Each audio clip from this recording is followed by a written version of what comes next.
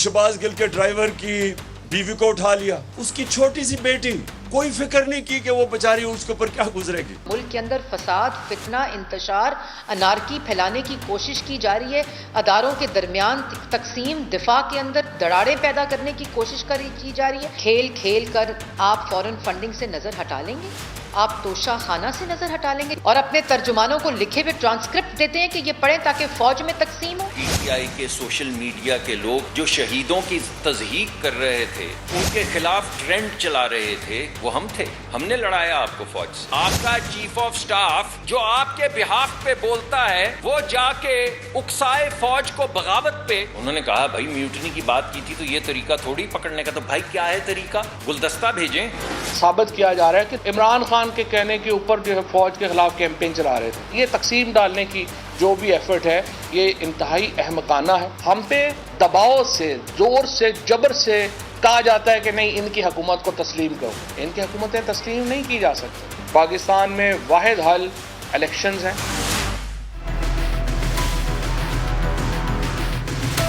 अस्सलाम वालेकुम नाज़रीन, आप देख रहे हैं प्रोग्राम 7 से 8। मैं हूं किरण नाज। पीटीआई दावा कर रही है कि खौफ और दहशत के जरिए उन पर मौजूदा हुकूमत को कबूल करने के लिए दबाव डाला जा रहा है।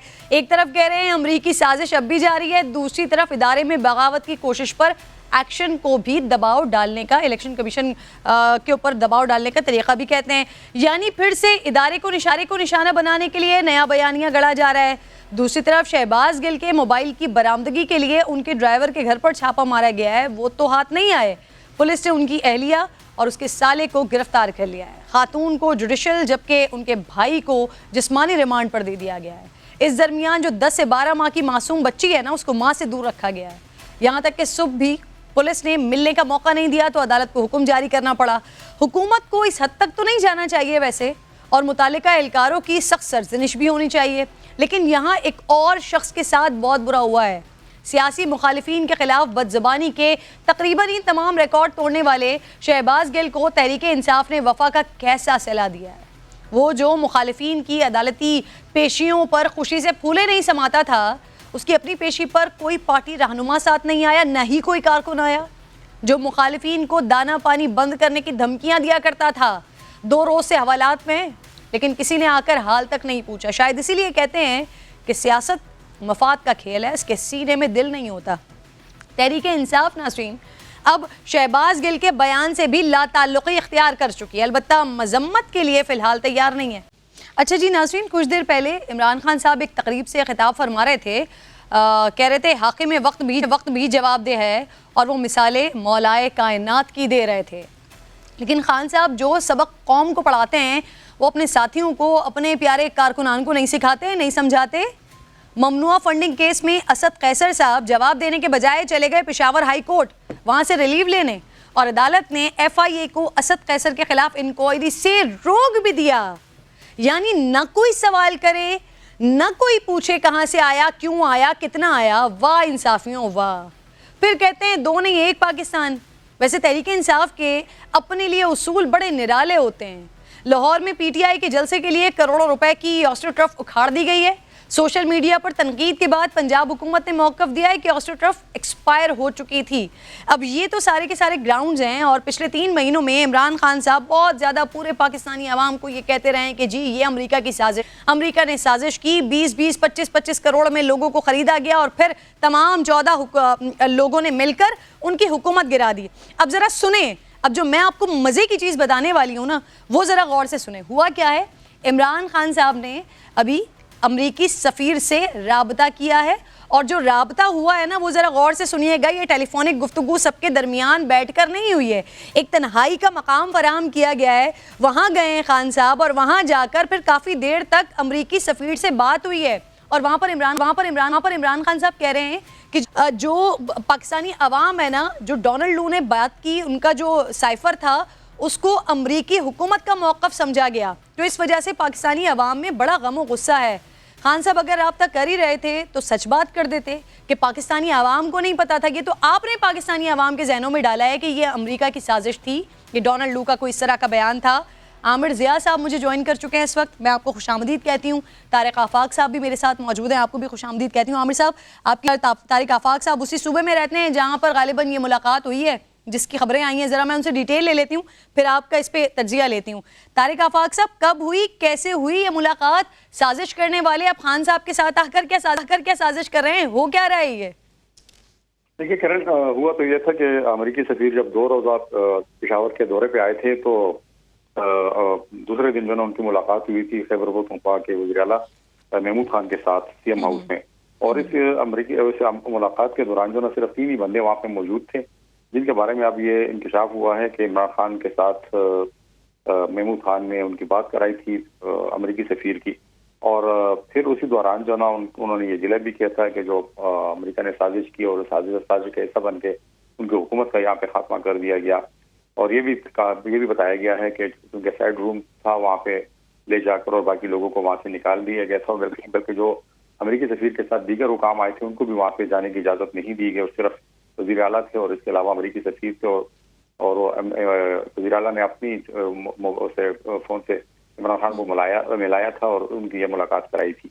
और इसके हवाले से जब मैंने अपने तौर पे तहकीकात कर ली थी और थोड़ी सी जो ना मैंने भी तगो कर ली थी, तो इस बात की तो कंफर्मेशन हो गई थी कि अमेरिकी सफीर के सामने वज़ीर आला खैबर पख्तूनख्वा ने ये जो मुदाखलत हुई थी और जो साजिश हुई थी, ये मामला उठाया था और उनसे गिले भी गया था कि आपकी हुकूमत जो ना इस साजिश के हिस्सा बनी थी।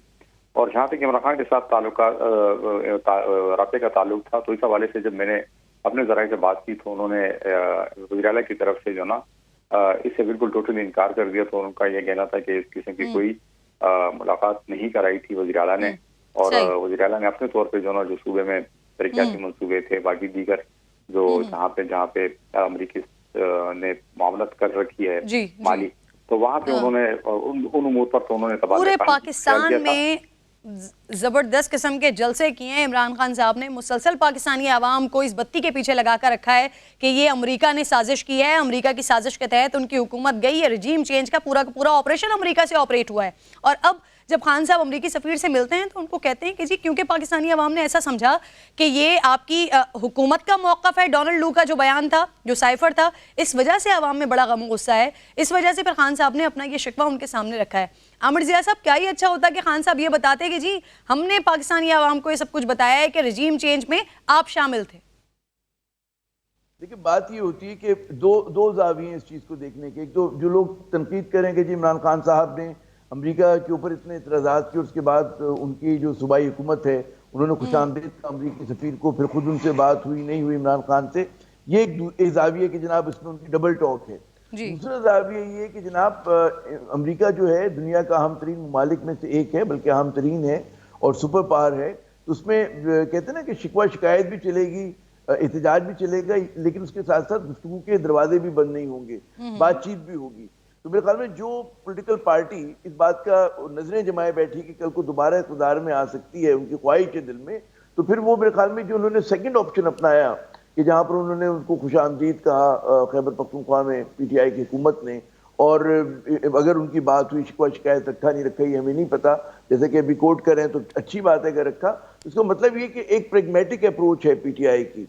और ये मैं कहूँगा कि इट्स ए सेंसिबल। यकीनन एक आम आदमी तो कहेगा कि जी ये बड़ी मुनाफकत है और आपने क्या किया, लेकिन जाहिर है कि अमेरिका से कोई पाकिस्तान को जंग नहीं करनी। और ये इमरान खान की भी पार्टी मेरे ख्याल में उसने कभी ये नहीं कहा कि जी हम अमेरिका से क़त्ल ताल्लुक़ कर लेंगे।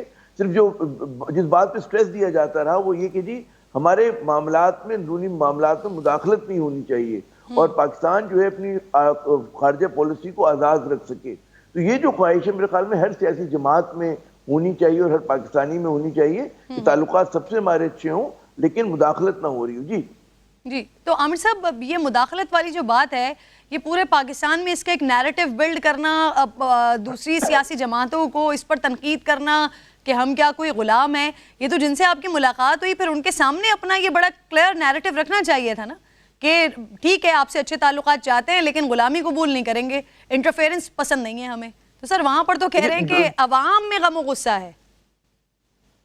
आपकी जो वजन है आपकी बात में, और ये यकीन बात है, देखिए एक तो अमरीकियों को ये जो एहतजाज है और PTI का जो मौक़िफ़ है वो तो मुलाकात के बगैर भी पहुंच चुका, क्योंकि इमरान खान ज़ाहिर है कि अहम तरीन लीडर है पाकिस्तान के। हर तकरीर में अगर वो शिकवा शिकायत कर रहे हैं, एहतजाज कर रहे हैं, तो ज़ाहिर है अमरीकियों की हर चीज़ पे पल्स पे बिल्कुल कहते हैं ना उंगलियाँ होती हैं हमारी नफ्स के ऊपर, यहाँ पर उनके लोग तैनात होते हैं, तो उन्हें पता है कि इनका मौक़िफ़ क्या है।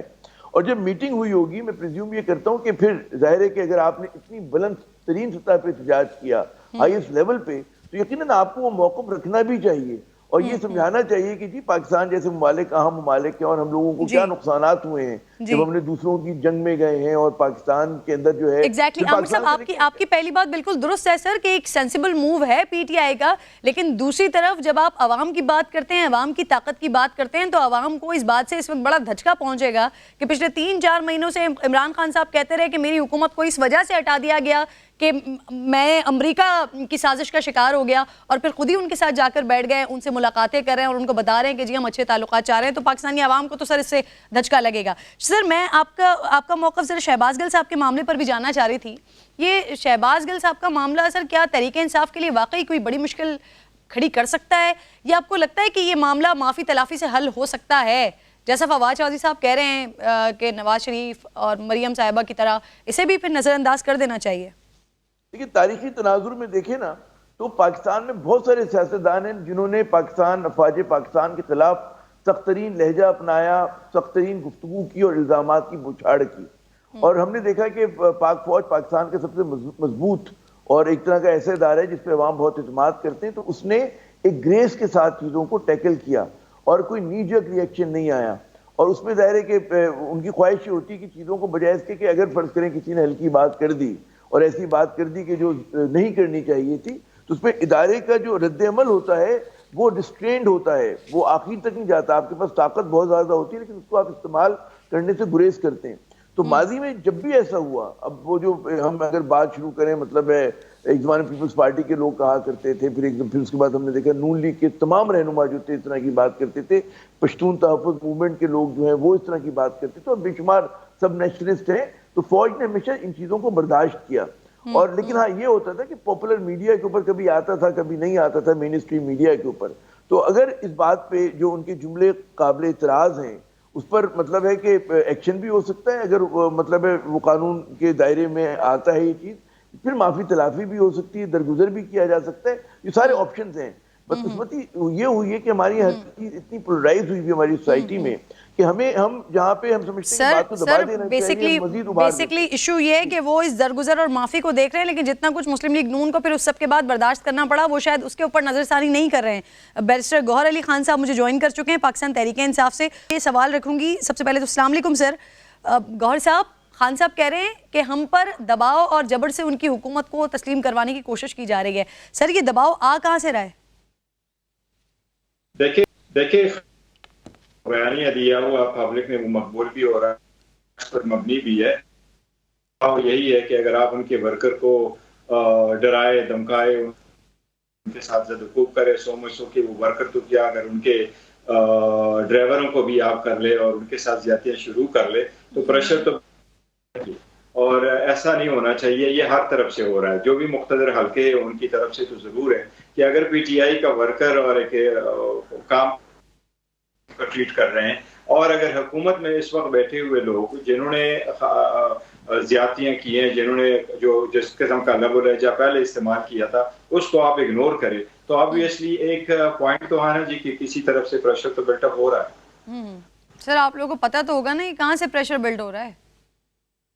देखिए हर तरफ से, और मेरा ख्याल है ये तो इनविजिबल फोर्सेस तो पाकिस्तान में होती रहती हैं, तो आपको पता है कहाँ से बिल्टअप हो रहे हैं, हर तरफ से, ये फॉरेन भी है, इंटरनल भी है, अच्छा दारों के भी है। अच्छा गौर साहब सर, शहबाज गिल ने कुछ गलत नहीं किया तो तहरीक इंसाफ ने बयान से लाताल्लुक़ी क्यों नहीं की अभी तक? अब अफसोस के मजम्मत फिर भी सर नहीं की है। देखिए शहबाज गिल का मसला जो है वो एक पर्सनल मसला है, उसने जो भी बयान दिया है, खान साहब ने कर भी उसकी बड़ी वजाहत की थी, और वो ये है कि अगर वो जो कुछ उसने कहा, मैं नहीं कहता उसने जो कुछ कहा वो बिल्कुल गलत है क्योंकि इससे उसका राइट भी प्रेजुडिस होगा, लेकिन अगर सर वो बयान सही था या गलत था, और अगर खान साहब गलत समझते हैं तो फिर इसकी मजम्मत क्यों नहीं की अभी तक? मैं ये कह रहा हूँ कि देखिए वो खान साहब सिर्फ ये कह रहे हैं कि अगर वो कानून और आईन के दायरे में गलत है तो शहबाज गिल को मौका देके उसके खिलाफ कार्रवाई करे, और हम सर अगर कहकर बेनिफिट ऑफ डाउट दे रहे हैं ना, नहीं वो अगर कहकर सर बेनिफिट ऑफ डाउट रख रहे हैं, लीडर हैं सर, उनको नहीं पता सर कि वो सही है या गलत है। वजीर आजम पाकिस्तान रहे हैं सर, बकौल आपके पाकिस्तान के सबसे इस वक्त मशहूर लीडर हैं सर। देखिए वो कंटेंट्स अभी कि अगर सब जुडिस और FIR हुआ और उसमें एक तरफ का वर्जन मौजूद हो, उसने किस तनाजुर में कहा, क्यों कर कहा वगैरह, तो ये तो अभी कोर्ट ने देखना है कि क्या हो रहा है। पर मैं अगर जाती ओपिनियन आपको दूं, मैं कहता हूँ नहीं, इस पे देखो ना, आपका दरगुजर नहीं होना चाहिए। या तो ट्रुथ एंड रिकंसिलिएशन की कमीशन हो जो सब लोगों को आम माफी दे और एक नए दौर में चले जाए, या अगर नहीं है तो मैं ये कहूँ कि अगर शहबाज गिल के ऊपर पर्चा हुआ है तो हमारे क्रिमिनल लॉ में तो कोई लिमिटेशन नहीं है, उन लोगों के खिलाफ भी पर्चे करवाओ जिन लोगों ने बड़ा मतलब वो अल्फाज ऐसे हैं कि जो दोहराए भी नहीं जा सकते, उन अल्फाज दोहराए थे तो उनको भी आप कानून के दायरे में ले आए। सर आपकी हुकूमत थी, आप लोगों ने करना था ना। फिर आप ये बताइए, शहबाज गिल को गिरफ्तार हुए हुए दूसरा दिन है सर, ना अदालत में कोई साथ आया है, ना गिरफ्तारी के खिलाफ कोई एहतजाज मैं देख रही हूँ, ना ही हवालात में किसी ने खैर खबर की ली है उनकी। क्या वजह है इसकी? तहरीक इंसाफ गिल साहब से दूर दूर क्यों है? देखिए दूर दूर तो कोई नहीं है, वकील उनके पास मौजूद है, उसको पहले एजेंडे पे लिया था और उसका केस मीटिंग में भी डिस्कस हुआ था, उसको हर मामलत प्रोवाइड करेंगे। ऑब्वियसली अगर पर्चा हुआ है तो कानून के दायरे में रहते हुए उसकी कस्टडी को अपोज की हुआ, 2 दिन की कस्टडी मिली, अगर वो जाएंगे तो बेल पे भी जाएंगे और उसको दिफा करेंगे। ये तो हर शहरी का हक है और शहबाज गिल को भी यही हक मिलना चाहिए और शहबाज गिल का जो भी होगा वो इंशाअल्लाह ताला आईन और कानून के मुताबिक हम हैंडल करेंगे। सर जिसको आप लोग समझते हैं सबकी आवाज पाकिस्तान तहरीक इंसाफ की तरफ से उस तरह से आ नहीं रही है ना उनको साथ का एहसास दिलाया जा रहा है गिल साहब की तरफ, गिल साहब को। इस वजह से मैं आपसे ये पूछ रही हूँ। आप दोनों मेरे साथ ही मौजूद हैं, एक छोटा सा ब्रेक ले रही हूँ, ब्रेक के बाद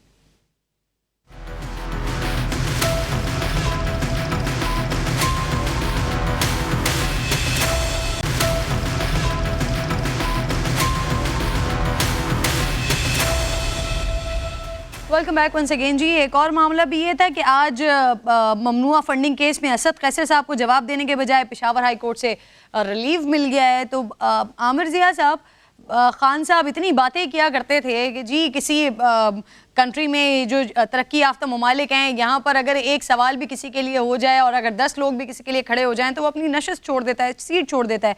इससे पहले फरागोगी के मामले पर भी ये बात मुसलसल होती रही कि भाई एक बार पेश कर दें, कर लें तहकीक। यहाँ पर भी यही मामला है, 6 सवाल जो दिए गए थे ना वो सवालात के जवाब देने, ना FIA तहकीकात कर सकता है, FIA को तहकीकात करने से रोकने के लिए कोर्ट चले गए। सर बात ही कि ये जो फैसला इलेक्शन कमीशन ऑफ पाकिस्तान का बड़ा कमजोर फैसला है, ये मैं नहीं कह रहा, बहुत सारे जो पाकिस्तान के इंडिपेंडेंट मारूफ कानूनदां हैं उनका ये कहना है।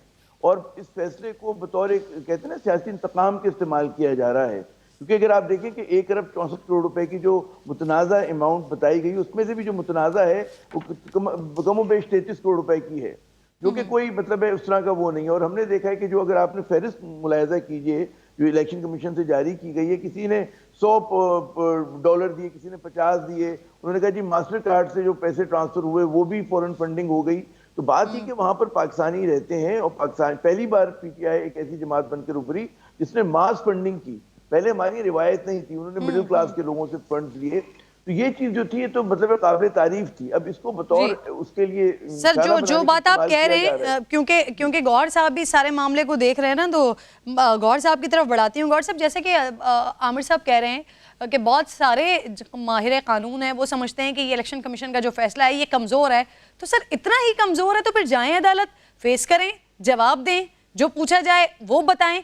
क्यों अदालत के पीछे छुप रहे हैं सर? असद कैसर साहब क्यों FIA के सामने नहीं जा रहे हैं, क्यों छुप रहे हैं अदालत के पीछे? सर देखिए वो हमने जो पिटीशन फाइल की हुई वो अदालत के सामने, तो ऑब्वियसली अदालत के मारवा तो कोई काम नहीं हो सकता, अदालत में जाकर के अपनी ग्रीवेंस बताना पड़ता है, यही आईनी और कानूनी रास्ता है। हमने पेशावर हाई कोर्ट के सामने जो पिटीशन फाइल की, हमने कुछ मरूजात वहां पेश किए और वो ये है कि इलेक्शन का जो मसला है वो सारे इदारों का होता है, उसमें कैटेगोरिकली आईन में प्रोवाइडेड है कि एक्सक्लूसिव ज्यूरिसडिक्शन इख्तियार होगा इलेक्शन कमीशन का, इसमें कोई भी और इदारा मुदाखलत नहीं कर सकती। अगर किसी इदारे ने इंक्वायरी करनी है, क्रिमिनल केस करना है, तो वो उस वक्त होगा जिस वक्त सर खान साहब आज ही बात कर रहे थे ना, आज ही एक तकरीब में थे, बात कर रहे थे, मौलाए कायनात हज़रत अली करमुल्लाह वजहुल करीम की मिसालें दे रहे थे कि हाकिम वक्त को भी जवाब देना पड़ता है। खान साहब के यकीनन उनके देहान में हज़रत उमर फारूक का भी वाक़या होगा। तो सर जब इस किस्म की मिसालें देते हैं तो फिर क्यों अपने लोगों को आगे पेश नहीं करें कि जाएं जाके जवाब दें? वो तो एक कारकुन है, क्यों असद कैसर साहब को बचा रहे हैं?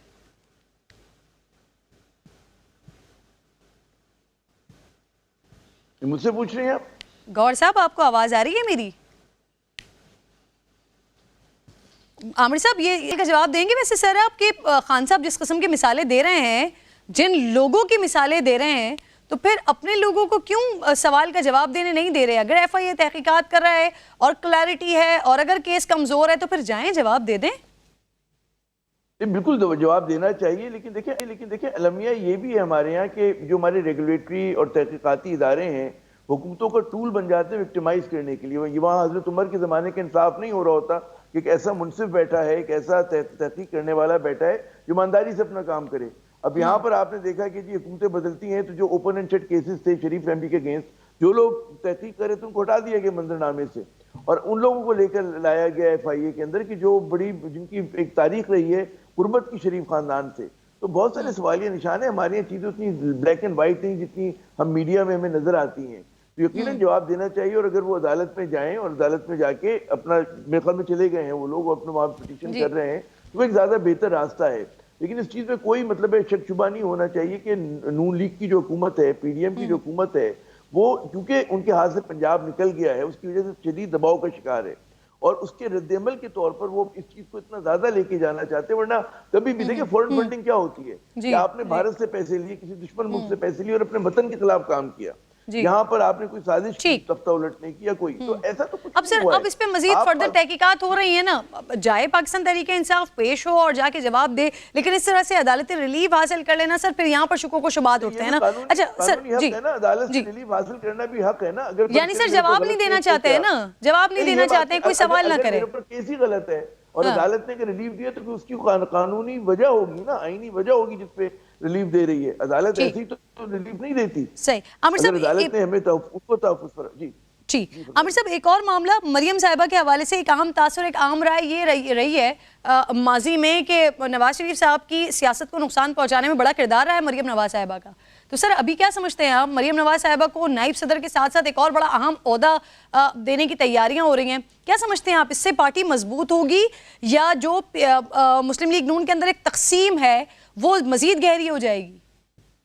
देखिए दो इसके नुकात हैं। एक तो ये कि मैं बुनियादी तौर पे समझता हूँ कि इस मुल्क में मौरूसी सियासत जो है वो जहर कातिल है पाकिस्तान की जमहूरियत के लिए और सियासी जमातों के लिए। किसी भी जमात में हो रही, चाहे नून लीग में हो, पीपल्स पार्टी और पीटीआई हो, ये नहीं होना चाहिए। दूसरी बात ही कि आप बिल्कुल दुरुस्त फरमा रही हैं, आपके सवाल में आधा जवाब है कि नून लीग में तकसीम है और वहाँ पे जो पुराने बड़े जय्यद कारकुन और रहनुमा बैठे हैं वो यकीनन पूछते होंगे कि जनाब इन खातून की क्या इनके अंदर सलाहियत है, क्या इनकी क्वालिफिकेशन है कि जिन पर इनको इतना अहम ओहदा दिया जा रहा है, मजीद इख्तियारात दिए जा रहे हैं। कहते हैं वो हादसा पैदाइश की बिना पर कोई आदमी अफजल नहीं हो जाता और कोई आदमी गिरा हुआ नहीं हो जाता। तो अगर मतलब है कि शाहिद खाकान क्यों नहीं रहनुमा बन सकते नून लीग के, मिफ्ता इस्माइल क्यों नहीं बन सकते, मोहम्मद जुबैर क्यों नहीं बन सकते, वहाँ पे बहुत पुराने लोग हैं, वो उनको क्यों नहीं हक हासिल हो सकता? क्या जरूरी है कि वो कहते हैं ना किचन कैबिनेट पे रहने के लिए और फैसला करने के लिए शरीफ खानदान का होना बहुत जरूरी है। जब तक हमारी ये सियासत होगी, चाहे वो नून लीग में हो चाहे पीपल्स पार्टी, तो आपकी राय में मरियम साहिबा के पास अगर कोई और मजीद ओहदा आ जाता है तो इससे पाकिस्तान मुस्लिम लीग नून के अंदर मजीद जो रिफ्ट है वो गहरी होगी, आप ये समझते हैं? बिल्कुल ठीक। आमिर सियासी साहब बहुत बहुत शुक्रिया सर, प्रोग्राम में आप साथ मौजूद हैं। नाज़रीन, एक तरफ सियासी मामलात हैं और दूसरी तरफ क्या शिद्दत पसंद एक बार फिर पाकिस्तान में सरगर्म हो रहे हैं और ये पाकिस्तान के लिए फिर लम्हा फिक्रिया है, इस पर बात कर लेते हैं।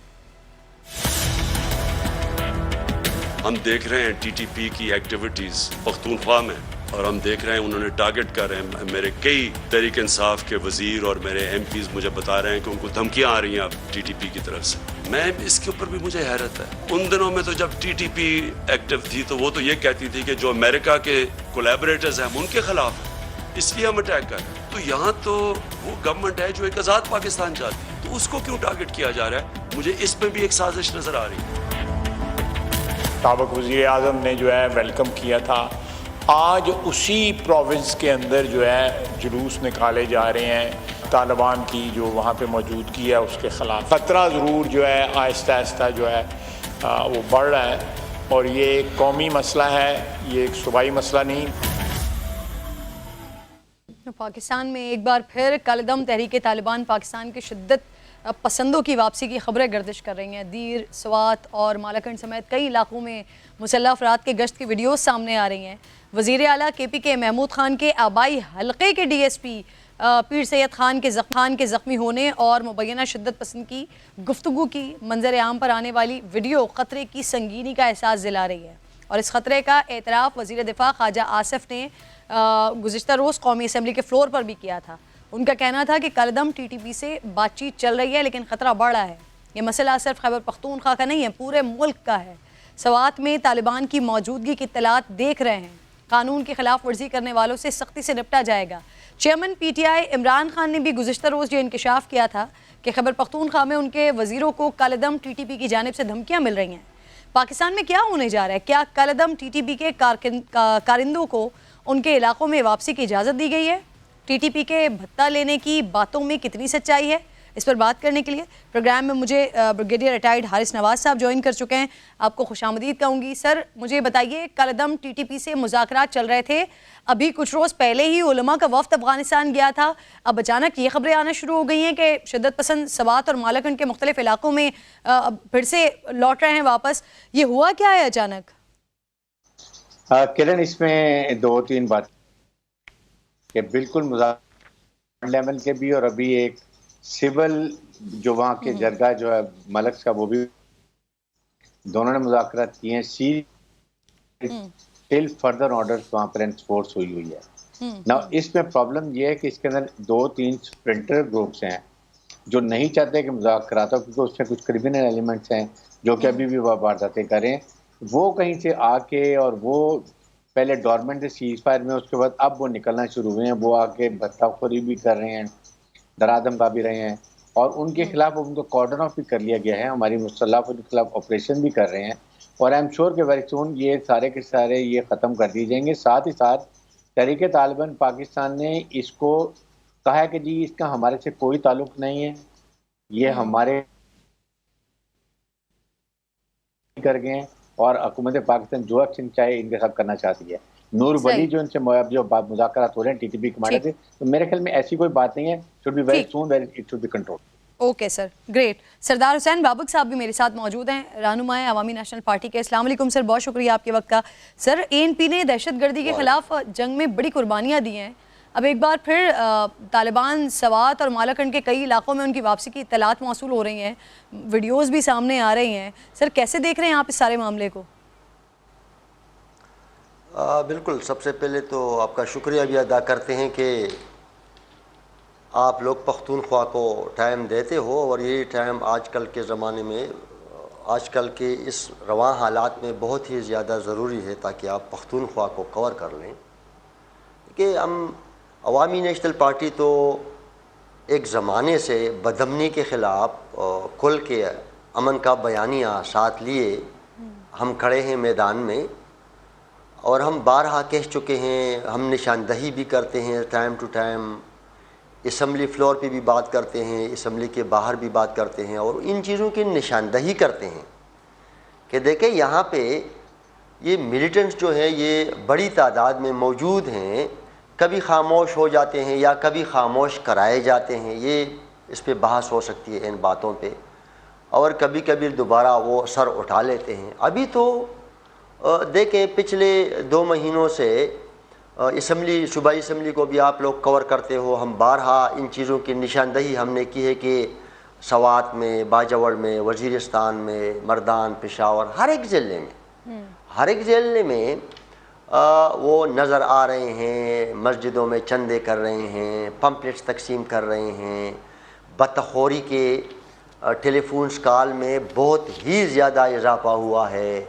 टारगेट किलिंग आप देखें, रोज़ाना की बुनियाद पे कभी पुलिस को टारगेट करते हैं, तो कभी नौजवानों को टारगेट करते हैं, तो कभी उलमाए हक़ को टारगेट करते हैं। तो ऐसा दिन हमने नहीं देखा बदकिस्मती से जिस दिन हम अपने शहीदों के लिए और अपने प्यारों के लिए रोए नहीं हों या हमें परेशानी नहीं हुई हो। यही हालात में हम देख रहे हैं। अभी खुलेआम हम कह रहे हैं कि सवात का इंतखाब इन्होंने क्यों किया, फिर वज़ीर आला के हल्के का इंतखाब किया ना।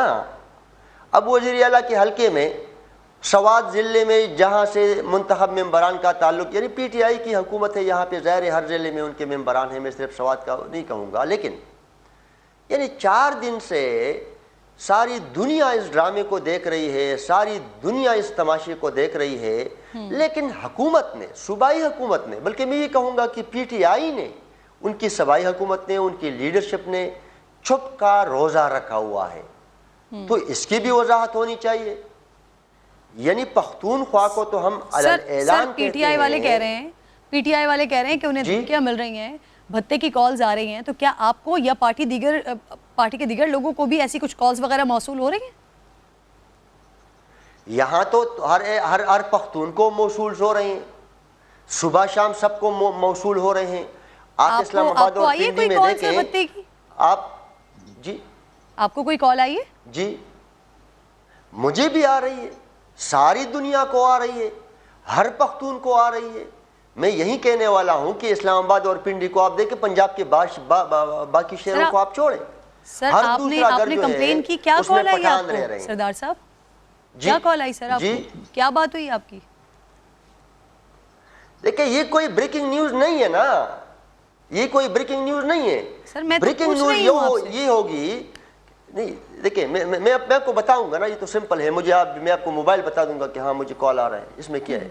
लेकिन ये ब्रेकिंग न्यूज नहीं है ना। ब्रेकिंग न्यूज ये है कि पाकिस्तान की मीडिया पे उन लाखों की तादाद में पख्तून जो जिस शुबे से भी वाबस्ता है, पिछले 45 साल से आग में जिंदगी गुजार रहे हैं, यानी दहशतगर्दी के माहौल में जिंदगी गुजार रहे हैं, धमकियों और अगवाए बराए तावान और बदतखोरी के, यानी अगर देखा जाए तो बदतरीन माहौल में हम जी रहे हैं। तो बदतखोरी यहाँ पे मौजूद है। अब इस दफा हमारे साथ अलमिया किया है, सूबाई हुकूमत खामोश है। इमरान खान साहब जाके अमेरिका से आपने कंप्लेन की है, आप फोन क्या आया वो तो नहीं बता रहे, चले आपने कंप्लेन की कहीं? ये जनाजे जो भाई आप में समझ, मेरे ख्याल में ये 1000 जनाजे हमने उठाए हैं। ये जनाजे जो हम उठा रहे हैं, जो पार्लियामान से हमें बाहर रखा जा रहा है, तो मैं नहीं समझता हूँ कि ये आपके लिए बहुत नई खबर है। हाँ, मैंने कंप्लेंट नहीं की, मैं पठान हूँ। अगर किसी के हाथ में सरकारी बंदूक है तो मैं पठान हूँ, मैं अपना तहफ़्फ़ुज़ कर सकता हूँ, लेकिन रियासत से तो जरूर अगर आ रही है तो फिर कॉन्क्रीट चीज बताएं ना सरदार साहब। हारिस साहब मुझे बताइएगा, पाक फौज ने बड़ी मेहनत से सर सरहद पर बाड़ लगाई, फौजी जवानों ने इसके लिए अपनी जानों की कुर्बानियां दी सर, फिर ये कैसे हो सकता है कि तालिबान बगैर किसी रुकावट और इतनी खामोशी के साथ उन इलाकों में वापस आ जाएं? एक्चुअली जो है ना किरण, कुछ स्प्लिंटर ग्रुप पहले से ही ये सरहदों के पास मौजूद हैं, जिन्होंने खामोशी से बैठे हुए थे। जब से वहाँ पर पीस की बात हुई है, अमन की बात हुई है, ये इसका फ़ायदा उठाने के लिए इन्होंने हथियार उठाए हैं और अब जाके ब्लैकमेलिंग कर रहे हैं, बत्ताखोरी कर रहे हैं। बिल्कुल, और ये कोई शक नहीं है कि केपीके के अवाम ने बहुत नुकसान उठाया, जानी माली, इस पर तो कोई हमें डाउट नहीं है। लेकिन अब इनको कॉर्डन ऑफ किया हुआ है, इनके खिलाफ बड़ा सख्त ऑपरेशन हो रहा है और आप देखेंगे ये ख़त्म हो जाएगा। सबसे बड़ी बात है कि टीटीपी ने इनसे ला ताल्लुका का इजहार किया है, तो ये एक पॉजिटिव बात है। और इंशाल्लाह, और इमरान खान ने भी जिक्र किया है। सर शेख रशीद साहब भी, हारिस साहब शेख रशीद साहब भी ज्वाइन कर चुके हैं मुझे प्रोग्राम में। साहब आपको खुशामदीद कहती हूँ, अस्सलाम वालेकुम। शेख साहब, ये जिस तरह की इत्तलात आ रही हैं, कुछ वीडियो सामने आ रही हैं, ये दोबारा तालिबान के गैदर होने की सवात में, मालाकंड में, और फिर वजीर दिफा साहब स्टेटमेंट देते हैं कि खतरा बढ़ रहा है। सर कैसे देख रहे हैं सारे मामले को शेख साहब? मैं तो मुल्क में सारे हालात और वाकयात में तसादम देख रहा हूँ, और ये साजिश नमा तसादम हो रहा है। सारी पाक फौज ने बहुत बड़ी मेहनत करके और बड़ी जाफशानी से एक बाड़ बनाई, और उसके बावजूद ये लोग आ रहे हैं, और कैसे आ रहे हैं, और जो लोग यहाँ आ चुके हैं इस्लामाबाद में भी, उनकी भी एक बहुत बड़ी तादाद है। तो पाकिस्तान मेरा ख्याल है एक नए इंतशार और खलशार की तरफ बढ़ रहा है, इसे हमें रोकना चाहिए। सर केपीके हुकूमत के लोग, सर पहले तो ये बताएं, इस्लामाबाद में जो आएंगे उनमें तालिबान भी हैं? देखें, अब किसी के चेहरे पे तो नहीं लिखा ना कि ये तालिबान है या गैर तालिबान है, लेकिन ये है कि इस्लामाबाद की जो सेंसेस हैं वहाँ बहुत बड़ी नकले मकानी हो गई है, और इस वक्त भी बहुत सारे लोग अफगानिस्तान से जो हैं वो यहाँ आ गए हैं। लेकिन सबसे बड़ी बात यह है कि अब रावलपिंडी इस्लामाबाद में भी लोगों को फोन कॉल आना शुरू हो गई है। सर मुझे बताइए, आपको कोई फोन कॉल आया है शेख साहब? मेरे तो नहीं आया जी, मुझे तो नहीं आया। अल्लाह ना करे। सर तो केपी के बहरहाल मैं 3 खुदकुश हमले जरूर हुए, लेकिन मुझे फोन कॉल नहीं है। सर केपी के हुकूमत वाले कह रहे हैं उनको धमकियां आ रही हैं, एएनपी के भी रहनुमा मेरे साथ मौजूद है, वो कह रहे हैं उनको भी फोन कॉल्स आ रहे हैं, धमकियां दी जा रही हैं। ऐसी सिचुएशन में सर हुकूमत को क्या करना चाहिए शेख साहब इस वक्त? काफी हालात परेशान कुन है, दुआ करे अल्लाह मुझको इस सारी परेशानी से निकाले। Thank you. बहुत बहुत शुक्रिया। शेख रशीद साहब प्रोग्राम में साथ मौजूद थे, हारिस नकवी बेहद शुक्रिया, सरदार बाबक साहब बहुत शुक्रिया, आपने भी वक्त दिया अपना। प्रोग्राम का वक्त खत्म हो गया है नाजरीन, से इंशाल्लाह पीर को मुलाकात होगी। अपना ख्याल रखिए, अल्लाह ने के बाद।